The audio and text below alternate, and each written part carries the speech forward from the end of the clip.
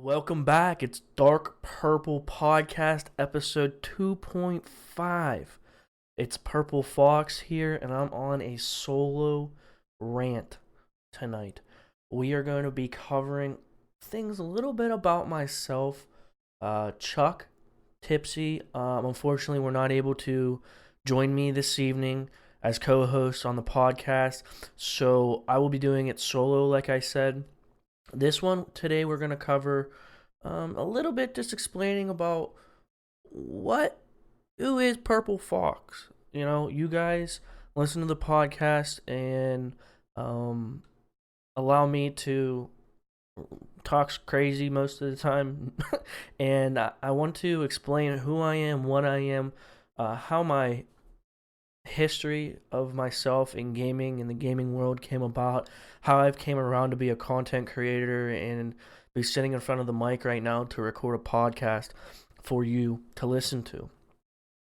And to get right into it, I just want to say that I've always been a gamer throughout my life. I started playing actually with PlayStation 1 whenever I was playing Spyro that had the little purple dragon that blew fire. You used to run into the sheep and collect gems and things like that. I actually have not played the remastered Spyro yet. I'd like to get that just to have a little bit of a nostalgia on, playing Spyro. I haven't played it since PlayStation 1. And from there, I moved from, Spyro, and then I played Game Boy.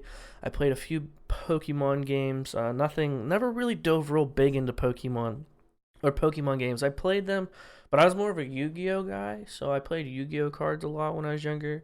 I didn't really get into the Pokemon cards and Pokemon itself. Pokemon was always an interesting thing. I just never really dove into it like I had friends that did, and I know people still are into it today. I mean, it's crazy. I'm 24 now, and in 2000 I would have been kindergarten, 5 or 6, and Pokemon and Yu-Gi-Oh were just becoming a thing. I remember it's crazy that they're still around, and Pokemon itself is still blowing up. I mean, it still is ever increasing in a fan base and people loyal to that. It's actually pretty astonishing to see something like that last so long. They really have a legacy that they've continued. I'm not sure. I haven't really heard too. I know there's still Yu-Gi-Oh cards in the store. The thousand-eyed dragon, I think it was, and the three-headed blue-eyed dragon. I remember that one. Those were my. You had to collect all three of the heads of the blue-eyed dragon, I think is what it calls, and you could evolve it into, or not evolve, but that's like Pokemon, but you could morph it or change it into the three-headed blue-eyed dragon, and then there was the red-eyed black dragon. Oh, that was always one of my favorites to use as well. That, and then the wizard. I'm trying to remember what the wizard was called. I can picture the card in my head. I picture him like with his staff and like his stance that he had in the picture. Real badass, but like just wizardly like. What are they called? Warlocks as a male. If you're a male wizard, you're a warlock, or that's a witch. No, witch is a female. Pardon me, getting a little sip of water. No water.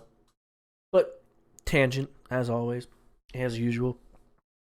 We'll talk from, like I said, I played Spyro and Pokemon on the Game Boy, and then really when I started like playing video games, because I was pretty young still when the PlayStation 1 was out. It's early 2000s, so I probably wasn't even quite 10 yet. Was the PlayStation 2. And if anybody remembers, this is a throwback here, is Jak and Daxter. Jak and Daxter 1, 2, and 3. Huge fan of the Jak and Daxter series. Now, I started playing at Jak and Daxter 2, and it was funny. My friends, one of my real good friends from when I was younger, he had Jak and Daxter 2 before I did. He had a PlayStation 2, and it really made me want to get it and get a PlayStation 2. We used to go to his house and have sleepovers, and we'd either play Super Smash Brothers on the GameCube, which is a whole other game that is just phenomenal and has lasted through ages because it's a phenomenal game. But we go over to his place and we play Jak and Daxter. And if anyone knows Jak and Daxter, it's kind of like the first open world game. I mean, you were able to literally, like, there were missions that you needed to do.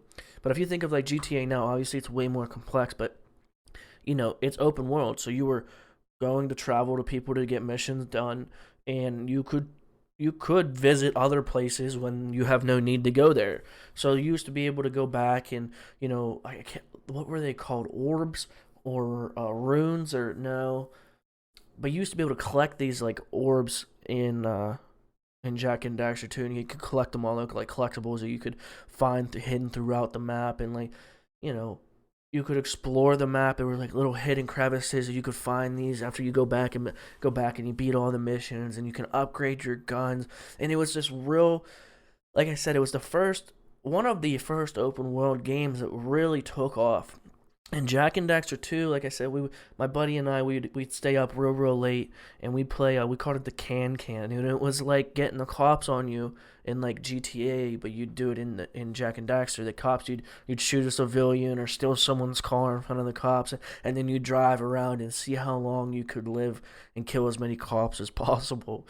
And we used to call it, like I said, the can, and it was always a good time. I just remember having great memories playing that on the PlayStation 2 and staying up to the ash crack of dawn basically to play that game, just to sit around. And that's when you used to have to sit around and watch your friend play, and then he would die, and then he would sit there and watch you play. It wasn't like it nowadays. You can call me a boomer all you want, but you millennials and X children, I think is what they're called, or X generation, not sure what that is, but I think it's called X generation. But I know the millennials, you guys wouldn't know, is sitting around and watching your buddy play while you wait for him to die, almost rooting for him to die, and then you take your turn and you go to play for a couple minutes or half hour, 45 minutes until you die, and then you hand the remote back over.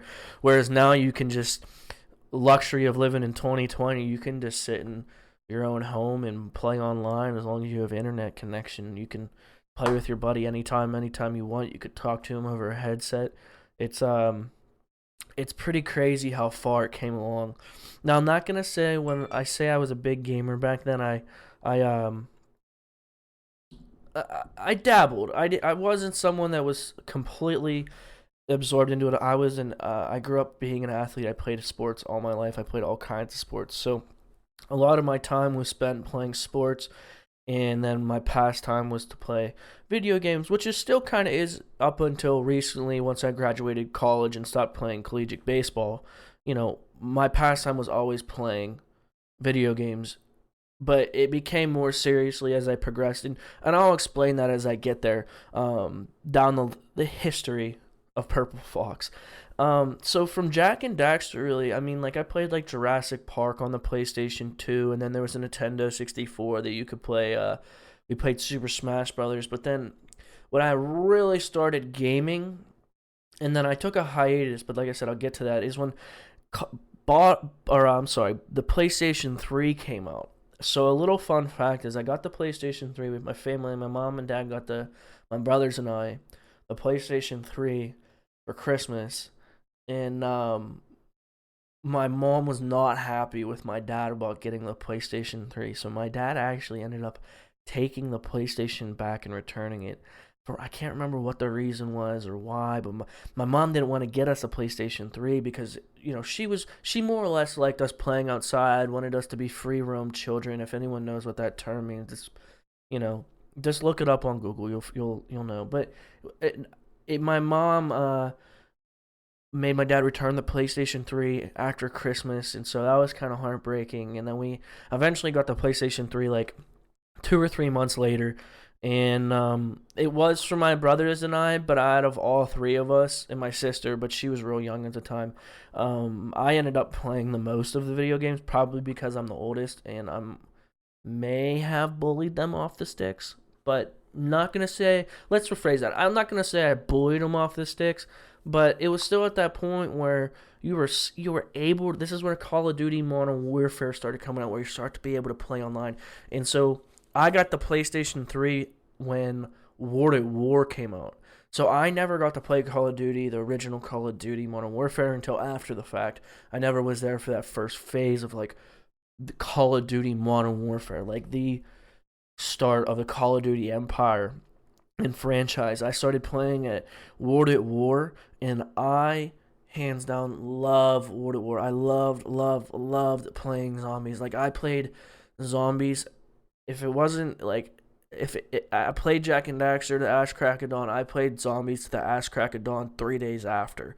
Like I played so much Call of Duty, especially zombies. Like the Keener, not Keener D. Toten, that was on Blackout or Black Ops, but there was the Rock, or I think it was that where the first Pack a Punch was. I can't remember the name of it, but I loved it. I always was a big guy that liked to do like glitches and things like that. Like I liked finding those glitches and using them within the game. Not people you can say that I cheated, sure, but I never was one of those people that did like a trillion rounds and got on the record board for that. Like I just liked I got satisfaction from learning them and being able to use them just because I thought it was fun. It was a little quirk to the game that you're cheating, it kind of was like you're badass as a little kid learning how to do this like little glitch within the game. And from Call of Duty World at War, Modern Warfare 2 came out. And this is when I, like, before grinding became grinding, because you didn't really have the whole competitive pro scene there was nowadays, especially not in Call of Duty then. But I loved playing like Search and Hardcore, Search and Destroy with your boys, and you could go shoot the thumper across the map and swipe 5 guys and piss them off and send them back to the loading screen because they're so mad. That was like, I was probably 12, 13, or 14 around then when it was there. When it was in, and I just remember like playing that's when 1v1s became a thing. Like, 1v1 me quick scopes, bro, hit me on Rust. And that's kind of like where my gaming came about. Like up to that point, like it was always kind of like I just did it to have fun. I just played to socialize with my friends and just be a part of it. And I also had like a PSP that I carried. So one summer, I sold hot dogs and nachos outside my dad's office in a little city that we're from, outside of Pittsburgh, and I ended up making like a couple $100 as I think I was 13 in just selling nachos and hot dogs. I paid my dad back for the vendor's license. I think it was like $100 from the city, and then I ended up making enough money to buy myself the portable PlayStations, the PSPs, and then an IBM ThinkPad laptop. It was my first laptop I ever had. I bought it. It was actually pretty sweet. I don't even know why I bought it because I was like 13. What was I gonna do with a laptop? Like, I wish I had that like $600 that I used to buy that laptop to have it right now to pay my rent. But that's beside the point. But I used to play the PSP a lot after I got out of playing PlayStation 3, kind of went away. I always played the PSP. I played a lot of Street 3, NFL Street 3. I love that game. It was awesome. And then this is where I kind of took this like hiatus. Like I wasn't this is kind of towards where it's like my end of middle school, going into high school, probably about 14, when PlayStation 3 came out, and then the Xbox One and the PlayStation 4 came out in the next gen, as the next gen consoles. And I kind of fell off. I didn't play a whole lot of video games. I think maybe towards like 16 or 17 or 18 is like my end of high school at this point. And I was focused on my sports. Like I played high school baseball for 4 years. I did football until my sophomore year of high school. I had some other things of extracurricular activities, I like to say, that I did in high school just to learn who I was as a growing boy.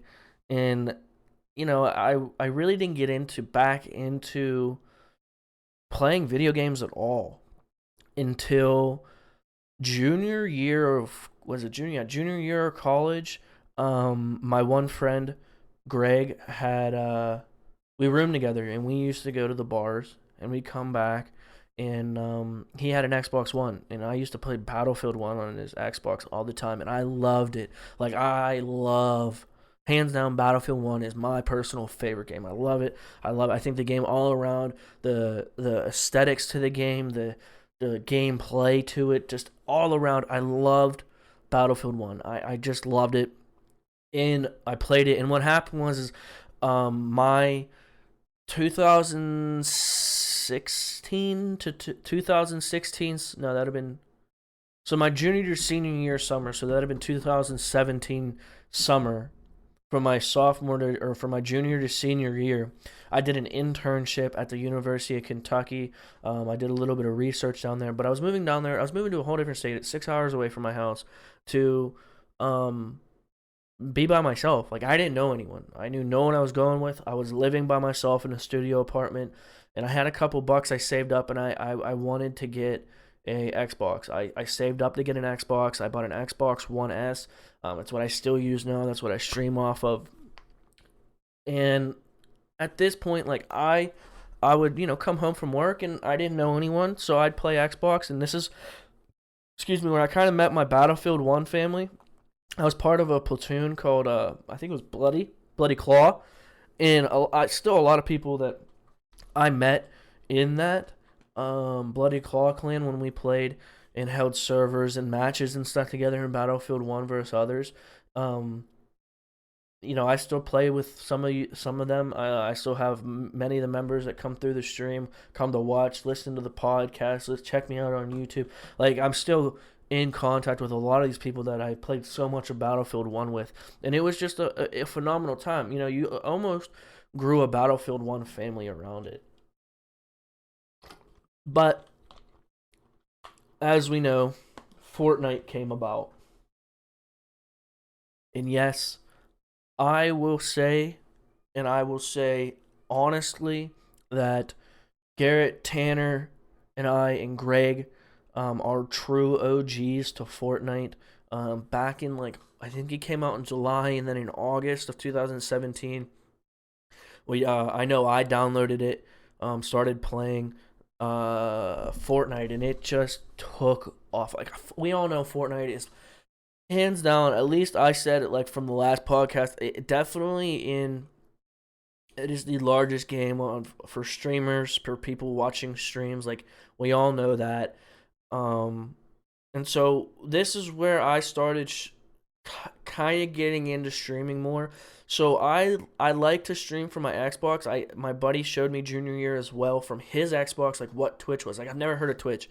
I heard I didn't even know people, like, streamed video games at this point, because, like I said, I wasn't into the video game world. I wasn't a part of it at that point. I didn't have video games that I played, so I never was absorbed into that world of what was going on after, since I was in this little bit of a hiatus. And he showed me what Twitch was, and I was like, will people stream video games, ? And then people watch them, ? And I don't know why I thought I could do this, but, like, I downloaded the Twitch app on my Xbox, and I didn't have intentions of streaming initially. I just found out that, like, I could stream to Twitch from my Xbox.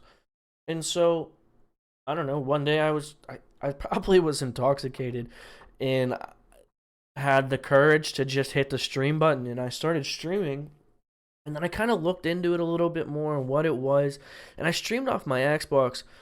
And to the start of Fortnite, I streamed off my Xbox several months into Fortnite coming about. And then I really, I kind of will say that I jumped on the bandwagon with others about getting into the streaming world, playing in the big part of the gaming world, because you just watched, like, Ninja and Tim and these guys just grow. Like, and all they're doing is playing video games. And it's not like, that's the thing, like, now it's evolved into a whole different world. It's not just playing video games for these top-notch streamers. It's not just playing video games for people like myself who is a smaller streamer, has a smaller community, has producing content. I wouldn't even say smaller community or smaller streamers, just a content creator in general.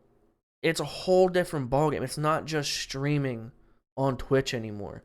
There's a whole other aspect to it that I never even realized. And I want to discuss that here in a little bit, but let's go back to when I started. So I started streaming off my Xbox, and for several months, I just did my research, and I had a friend who graduated from college a year before me, and he started streaming off his PC, but he was using his Xbox. So he would play on Xbox, as many people do now, and then stream it through an external software. So I'm using OBS right now to record. I use Streamlabs OBS to do my live streams, and I got into this and I couldn't. So OBS was a little tricky for me. One of the big issues was my senior year, I was still in college, so I still had schoolwork I had to take care of. I worked during that time. Unfortunately, I wasn't able to play baseball my senior year because of injuries. I was a pitcher and blew my arm out, and so I took it to another level because I thought that being a part of this community was something that I wanted to do, and at that point I watched my buddy stream, and I watched his streams, and I was like, I want to do what he did.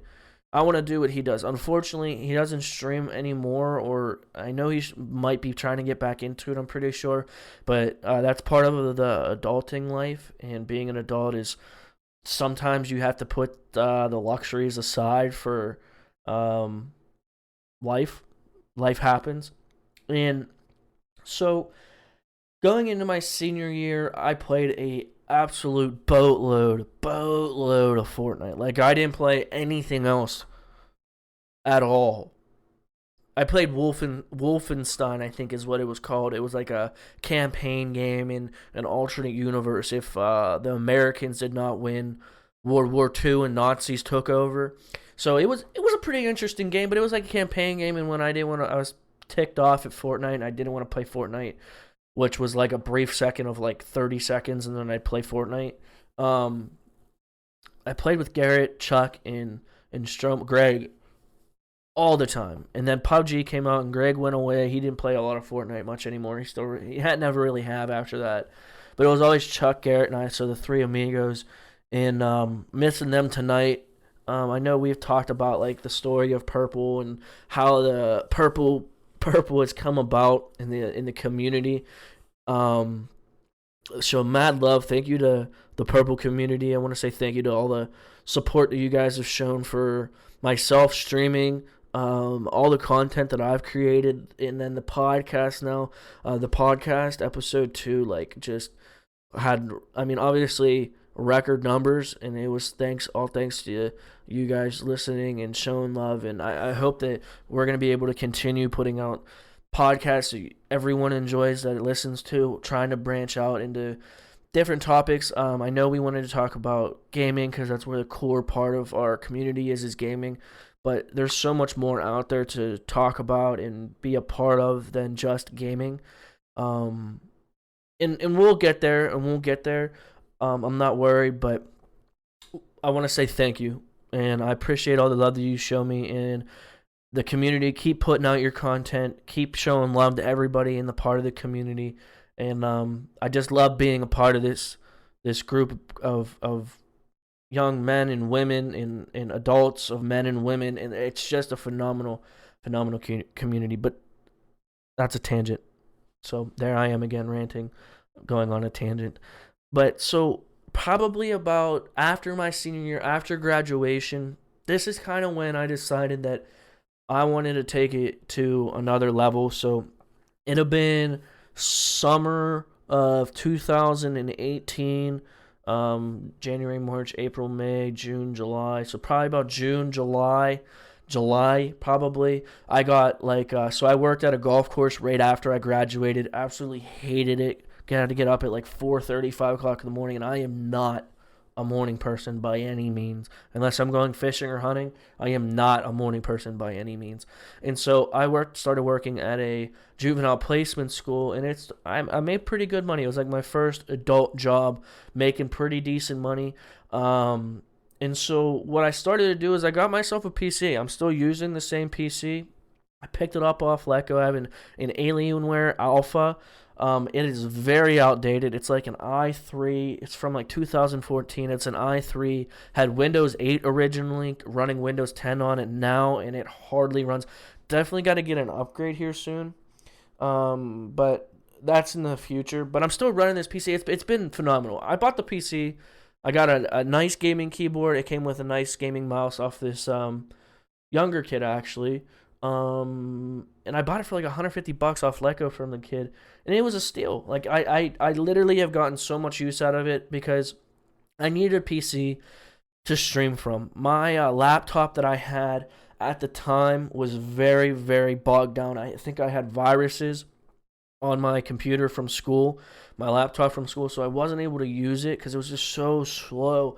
And pardon me, in the game, like I wasn't able to. I dropped frames, I'd skip frames, the internet was bad at school. So like I tried streaming at school and it didn't work. I tried in every way possible to not have to buy an Elgato.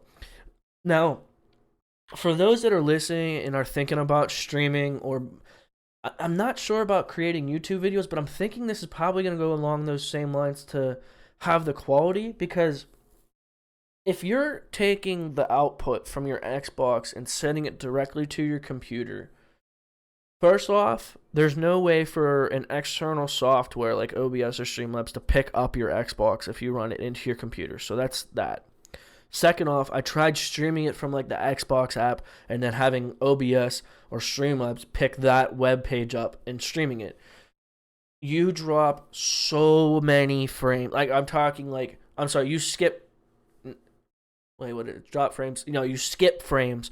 So many frames. So skipping frames is where your actual hardware CPU is not. You don't have enough CPU. You don't have enough RAM running. You don't have enough processor to run there. So you skip frames. Or if you drop frames, that's dropping frames because of your internet. So that's having to fix your bit rate, fixing your output from 1080, 60 FPS to 720 to 30 FPS. That's those things. And so as time went along, like I got this new PC and I started being able to run the software. And now the one thing that I want to say to any new streamer is don't stop learning. You are going to get frustrated. That is the one thing that makes me appreciate what my stream has become now to what it was, from the grind to having to learn how to make the stream. So I'm at the privileged point now where we're going to talk about it, is building a community, being a part of a community, because my stream is technically to where I want it. I have the equipment, my internet's good, I have the stream to the quality that I think is presentable to stream day in and day out whenever I want. I know it's going to be this quality 9 out of 10 times. So, but going back into getting that right equipment and trying to understand what you need to make it better, what you need to do within the software to make the quality better, what you have to have the right mindset to do, because it is so frustrating. You are going to fail 100 times and it's going to work once and you're going to be, oh, I got it, and then it's going to fail 100 times after that and it's not going to work. It's going to be frustrating. I'm not going to lie to you, but it's a part of learning. And the part of learning that I think learning with it was so important was because when things go wrong now, like shit goes haywire all the time. But the reason why my streams, you don't notice it, for one, or two, it is very subtle, is because I know what to do to fix it. If you can learn the basics of how to reset your Elgato, fix your dropped frames, fix your skipped frames, if you learn the basics behind those, if you learn the basics of how to adjust your audio, say that you want to move from, so I'm not on my PC right now. I'm on my MacBook using OBS to stream this audio for the podcast, because it makes it easier, because I can go into an editing software on the Mac, which is nicer than on my Windows, on my PC. Plus, the Mac's a lot faster processing than my PC.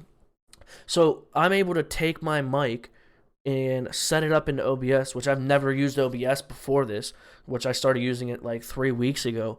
But I already know what to do, because the setup and the process and the concept behind creating this audio, creating this podcast what goes along with the podcast is part of what I learned. This is what I learned from streaming and going through the grind and getting frustrated and watching YouTube after YouTube after YouTube video to learn what to do. So there is so much more content out there now for streamers, new streamers to get in there. I still watch podcasts. I listen to a lot of podcasts now that talk about how to develop as a streamer, how to, not the technical part of things. YouTube is hands down the best resource when it comes to the actual technical quality that you want. So how to set up a webcam, how to set up your mic, how to put filters on your audio, how to sound crisp so it doesn't, how to make your overlays, how to get overlays. You can find this all on YouTube, and it's for every streaming platform. So there's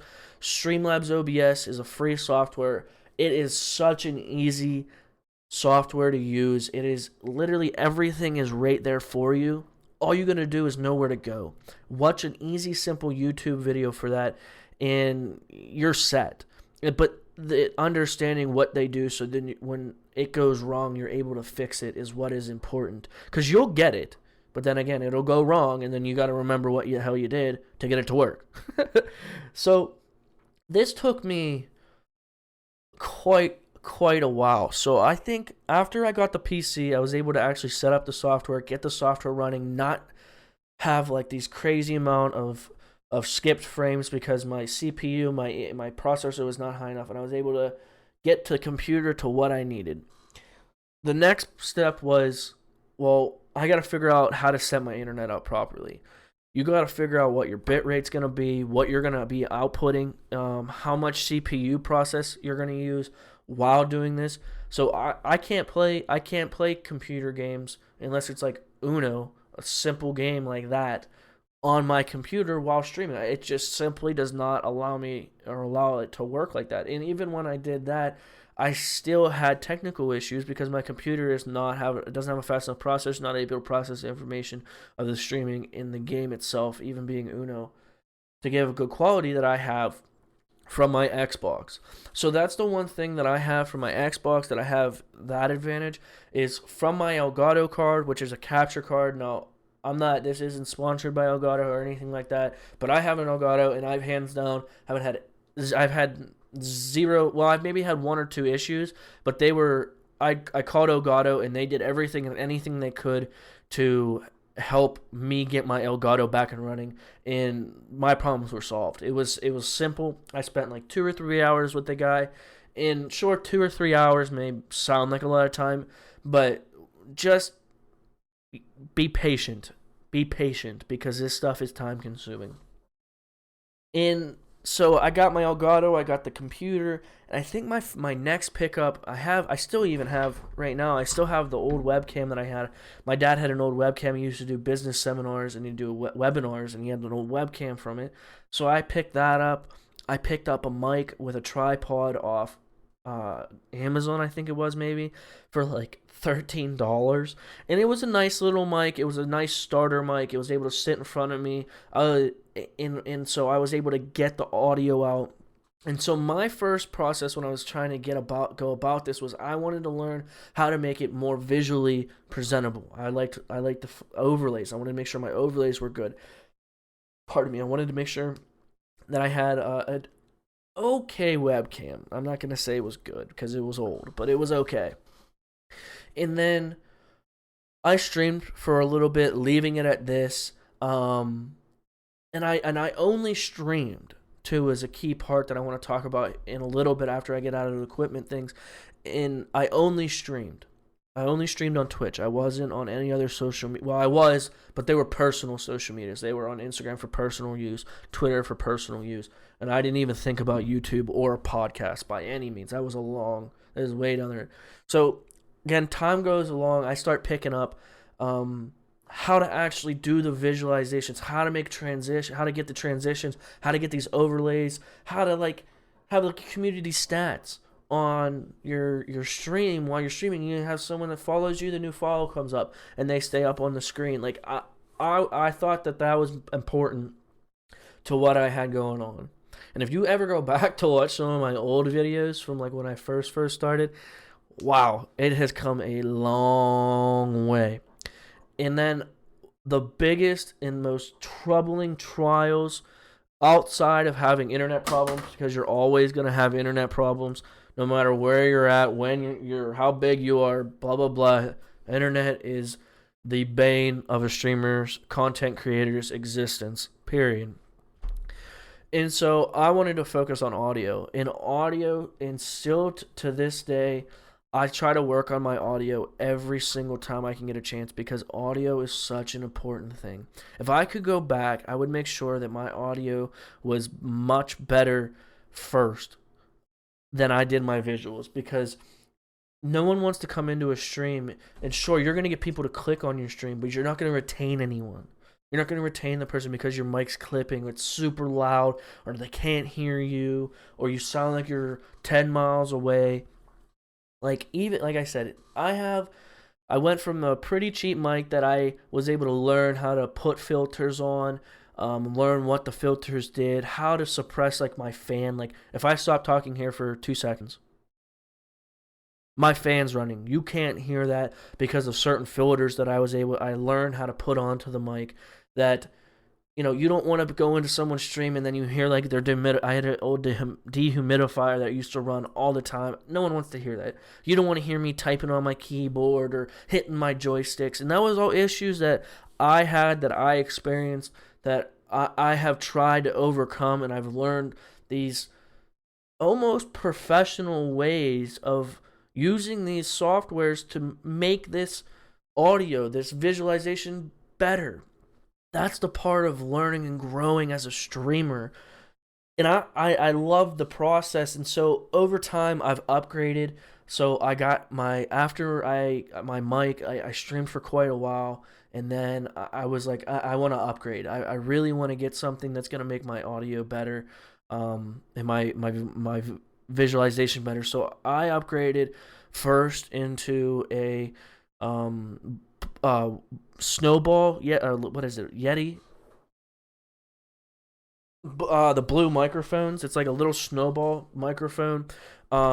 It's phenomenal. I got a steal on that. I shop on Letgo, got a steal on that. I got it brand new and it was $30.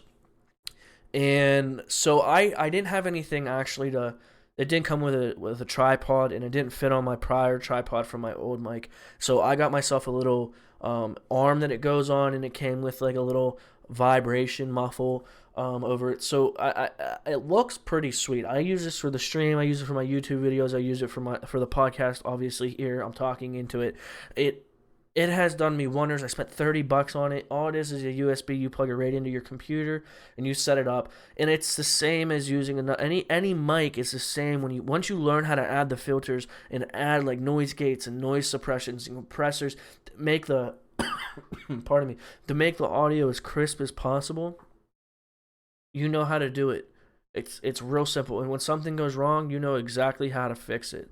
Or if you have to change it because say your fan gets louder, you put a new AC in your window and it's louder, you're able to, you know what to do to fix these things. And so once I got the arm and I got the mic, I just picked myself up a 1080p webcam. I really want to invest in a DSLR camera, I think is how they're spelled, I think is what it is. But that's a whole other level. Those are quite expensive. Cheaper ones are between $200, $300, $400. I don't quite have that money to invest into a new cam yet, but I have this 1080p webcam. I mean, this is the best webcam that you can get. It's a 1080p. It's not the Logitech C93, or I think it's C93 or 930. But either way, it's not one of those. It's a Osdome 1080p webcam. It does the trick. When I've compared between the two, this one is just as good as the Logitech 1080 or 930 or whatever, 920, whatever it is. And then after that, I streamed for a while and I had my audio real good. I had it to where it was. And then at that point, I got some LED lights. I put them behind me to make it look cool behind me. I got them purple because obviously PRPLxFox, man, you gotta get the purple aesthetics. I got myself a nice ring light to once I moved out and moved into my townhouse with my lovely girlfriend. I had my purple lights behind me with LED, and then it was a little dark on my face, and then my monitor would light my face up, but it would fluctuate based off of obviously what's going on in the game. So I got myself an LED light to make sure it's more consistent on my face. And throughout that whole process of upgrading and the technical issues, this is a year worth of work. Like I'm summing it up quite a bit, and I'm telling you, it's frustrating. I would get frustrated. I would just say, "Fuck it, I'm gonna stream anyways." Sometimes you just have to say, for a lack of better words, is fuck it. Don't be afraid to stream. Don't hold yourself to the point where you're not gonna stream because the quality isn't professional. You'll get there. You'll learn. I still don't have my stream to a professional quality, but that's part of upgrading and learning and growing as a streamer. It is part of the process. It's part of the grind. And if you can't put that work in to be part of the grind, then I don't think it's worth it, because you have to learn the basics and you have to learn the process, and it's something that I think just about every streamer goes through. Once you reach a certain point, you get to that point where I can go into my office, into the studio, and I can turn on my computer, I can turn on my live stream, turn on all my equipment, and I know what quality I'm going to get. And it's such a great feeling looking back over the year plus really on learning how to really do this as a streamer. So I have absolutely wonderful aesthetics. I think I love my stream so far. Like I said, if I had to fix two things, it would be get a DSLR camera, so I have a better webcam. It's crisper on me. It's on, there's not that webcam pixelation a little bit, even if it's 1080p, and then pick up a nice studio mic. Those are pretty expensive requests. So my next focus from there was I was sitting at affiliate February of, so I've been an affiliate for about a year now, and like I said, it took me a while to become an affiliate. It took me about a little under a year to become an affiliate. There's a lot of people that become affiliate in like 2 months, blah blah blah, this and that. I mean, nowadays I think it's a little bit easier to reach affiliate than what it was before, because Twitch, even when I started, not to say that like I'm an OG or anything, but even back when I tried to start streaming, Twitch was more for viewing at that point than people really starting to stream. Now everyone streams. You can stream straight from your Xbox and it's great quality. I mean, you simply, unless you want to have the aesthetics of a webcam and overlays and flash, you can stream straight from your Xbox and you're Gucci, which is fine. But what I realized, and I think a lot of people are realizing now, is there's a difference between being a streamer and being a streamer on Twitch and growing and being a content creator. So I started out, I was like, I'm going to be a streamer. I want to stream. I want to live stream on Twitch, and that's what I did. And then, obviously, as everyone wants to as a streamer, they want to build their community. They want people to come in and watch them. That's the point of streaming, is to have people come. You want people to come watch you. You want to put on a show, and you want people to come watch you. So through that development, you have to learn who you are as a streamer. Are you someone that's going to be good at a video game to the point where like people are going to watch you to learn how to be good at a video game? Are you going to be a person who's funny, comedic, who's entertaining, who's going to get up and dance on stream? Or are you going to be a person that's going to crack jokes on stream like a stand-up comedian? Like there's all different twists and flavors, and it's always unique to you. So you need to figure out, understand who you are going to be as a person, and then take that into being who you are as a streamer. Don't change who you are to your stream to appeal to someone else, to appeal to the peoples, to the mass, because then that takes the joy out of streaming, and it takes the joy out of just being you. That's the point. When it comes down to the simple things, it's you being you as a streamer and producing content and then playing games. Like that's what it's, for me, it's what it's all about. Is I love playing video games. I love playing video games with my friends. As much as I do rage and I get frustrated at video games, I love it. And when it comes to streaming, I love the part of being a part of a gaming community, a part of a community of people that I have never met in my entire life other than a slight few in person. but making these connections with those of you that are listening, those of you that are gonna listen and become part of the community, like that's what it is all about. And that's where I want to talk about now is it's not just streaming. You have to be on Twitter. You have to be on YouTube. You have to be on all these other things. And that's if you want to be. I mean, you don't, let me rephrase it. You don't have to be. This is something that I thought about quite a lot. I was never real big into YouTube. I always thought it was so difficult. YouTube is very, very, very difficult. Okay? But I wanted to grow my stream. I wanted more people to come to the show and see that the entertainment that I have through my stream, I wanted them to be a part of my community. Because I personally think that, humble brag, though, we have Purple Esports. The Purple community is hands down the greatest community on all streaming platforms, on all content platforms. Like, we have the best community. And so I want to show that to people. I want others to be a part of this absolutely wonderful and ever-growing community that's just been exponentially growing over the past couple months in the year from when we kind of, created the whole sense of community, when it became part of being a content creator, being part of a stream, or be part of a community. And from there, it grew, and I spread my wings out from streaming to getting onto Twitter. So I'm real big into Twitter. I have been for a while. I've been trying to learn different strategies from how to produce better content for people on Twitter, how to become, people, you call it social media, but the one thing that I never did, and I don't think people realize, is like, it's social. You have to be social on social media.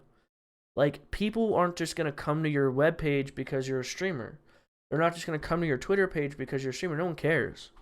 Think about it. How many people else out there that are streamers and all they're trying to do is do the same thing that you are, is try to have people come and find them, the discoverability problem. Because Twitch and Mixer and all these streaming platforms, they have all discoverability problems.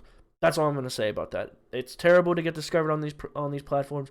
Something needs to change. I don't know what it's going to be. It's going to be very difficult, and it's probably going to have to be a huge turning of a leaf, I guess you could say, for these platforms to change their discoverability. But that's beside the point. So what you kind of have to do, and what I've done through my process, is I've expanded to these other social media platforms. So like Twitter, be social, be friendly, make friends. Because that's the one thing about people are going to come to your stream because they want to check you out. Sure, you check them out, they check you out, and then 2 or 3 times later, neither of you go to each other's streams, and then that's the end of the relationship.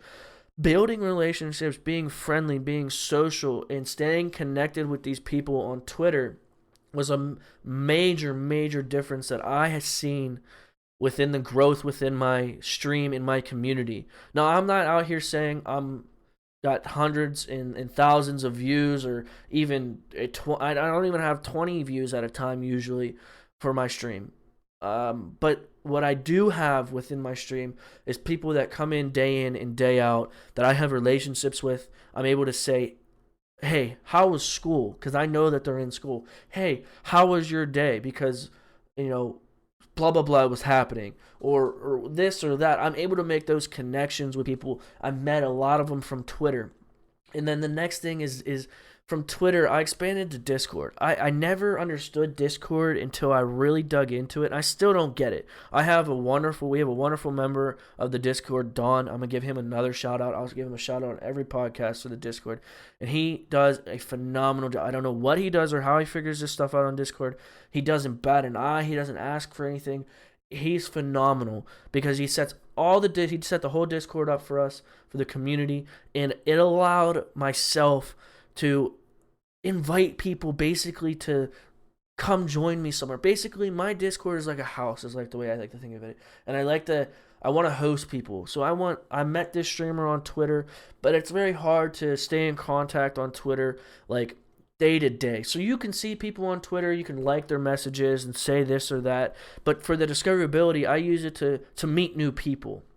But what the nice part of Discord is you can take these people that you meet from Twitter or Instagram, but I'm not real big into Instagram, so I'm not really going to cover that.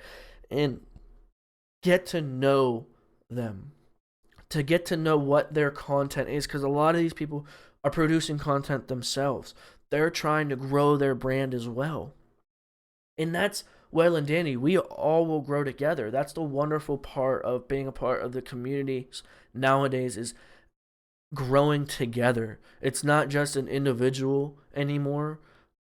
Sure, maybe if you get so big, it's an individual aspect there, but at this point, none of the people that I'm associating with, nor probably do I really want to associate with those big guys, because it doesn't do me any good as a streamer, as my content.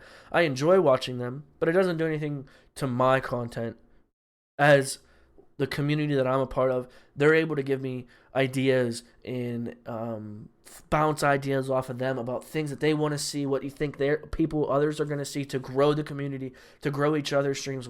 As I grow, you grow, and as you grow and I grow, the community grows, and that's what it's all about. And so I expanded into Discord. I took people from Twitter to Discord, and it's still revolving, ever growing. And I eventually got myself into YouTube at the beginning of the year. It's been about 2 months now, and I've been trying to put a video out once every single week. I've been doing good at it. I held my promise for the presidency, and check me out over there. It's at everything, all my socials. I'm PRPLxFox on all platforms, all social media, and it has been an awesome time learning how to YouTube. It is also frustrating, but what has helped me so much is knowing so much about what goes on behind the scenes for streaming in the software. I'm able to use that same software, use those same techniques that I've learned and strategies in adding things and removing things to make my YouTube videos better. And they've gone ever so better so quickly like that. My first YouTube video, the first couple YouTube videos, I just want to cringe when I watch them. My fourth YouTube video was the worst thing I've ever put on. I think any kind of content I've ever put out. I'm embarrassed from it, but that's part of the process. Is sometimes you just have to say fuck it, and you do it. And it happens. I learn from it.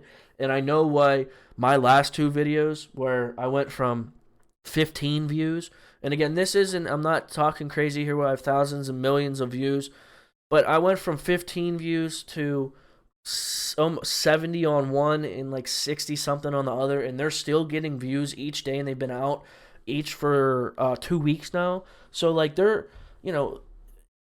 the content is getting better, and that's, again, part of it. Is I don't look at myself as a streamer anymore. I look at myself as a content creator, which is why I wanted to expand into I got Tipsy and Chuck into doing this podcast, and myself doing the podcast, is to create this content to show others what a wonderful community I'm a part of, show others what wonderful content I'm able to create through playing video games. And the one thing with YouTube is I want to show people things that they want to learn. I'm not a great professional video game player, but I am smart. I am very intelligent. So one thing that I like to do is show people how to play smarter. If I can't do it mechanically, I can probably show someone else how to do it, or at least tell them how to do it, how it should be done. Most of the time, the best coaches aren't able to do it themselves. That's simple as that. And YouTube's ever coming, and now we're here at the podcast. Dark Purple. This one's a solo for your man Purple Fox, and it's been a ride. This is be the third episode technically, but episode 3 is going to be coming out next week. This is 2.5, just me, like I said earlier, just kind of spitting game. And I love it. I did a few things in college where I was a neuroscience major in college, and we did radio, actually, at our college radio station. I did 2 broadcasts, I think it was. Yeah, 2 or 3 broadcasts, talked about neuroscience-y stuff and things like that. And I actually love doing it. I had an absolute blast. And it was like a project for school, and I thought it was so much fun. I actually was trying to convince my buddy, because they asked us if we wanted to continue, recording in the studio there at college, recording these podcast, or not podcast, but radio shows for neuroscience, and I thought it would have been a phenomenal time, but with school and stuff, my buddy didn't want to because at that time we were playing baseball, and we are, again, both neuroscience majors, so we were taking a lot of biology and chemistry courses. And so we were pretty bogged down with our academics as well. So we never got into it, but I always loved it. And then I was honored to be on True Talk twice. It was another podcast, another great community. I was honored to be on their podcast twice. And I had an absolute phenomenal time. And then I'm not quite as close with True Talk, a true gaming community anymore, but one community that I'm a huge part of, and I love the people that I've met from them, is Good Game Report. If you haven't checked the Good Game Report out, check out their podcast. It's Good Game Report podcast.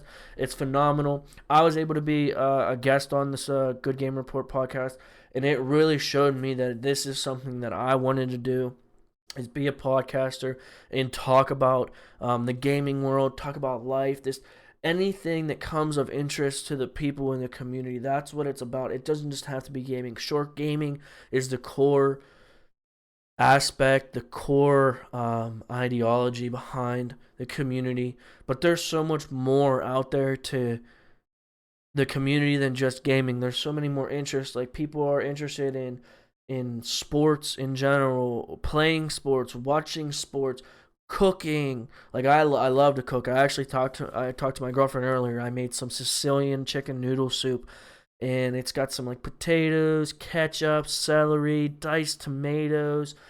Like, just, ooh, bro, it is so good. That's all I gotta say.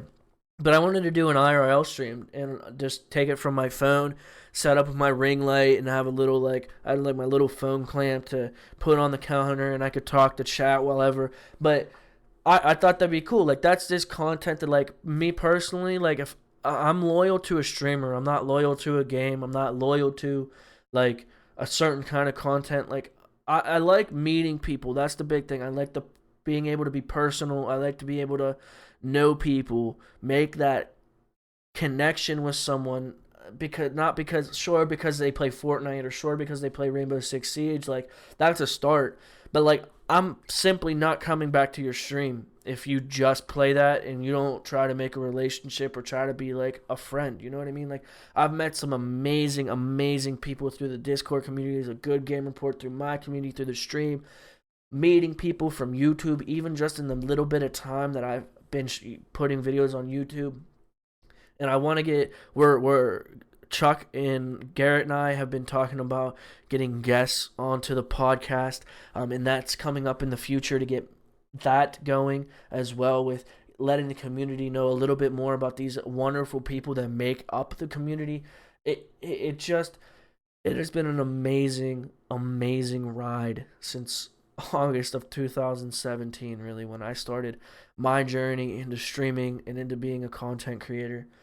I am never gonna say that I know everything about streaming and creating content, because I know very little, and I have so much to learn, and that's why I love doing it. I love the process, and I'm still in the process of learning and doing it, and that's why every single day I either am doing something involving my stream, involving YouTube, recording for the podcast, or watching other YouTube videos to make the audio better, to make the quality of the stream better.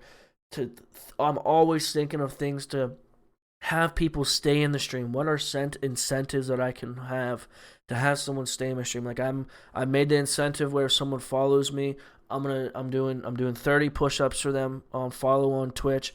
I want to give shout outs to people on my YouTube videos. I'm going to start making, like, people that have subscribed that week, I'm going to start shouting them out, putting them at the end of the video and things like that. So I got a lot of big thing coming that I have to work on. I have to get time. Now, I love my job. The job I work, I do research. I would never ever give that up in a million years. Unless someone said, I'm going to pay you $1 million every year to create content, well, you bet your ass I'm going to create content, and I'll do anything that they say.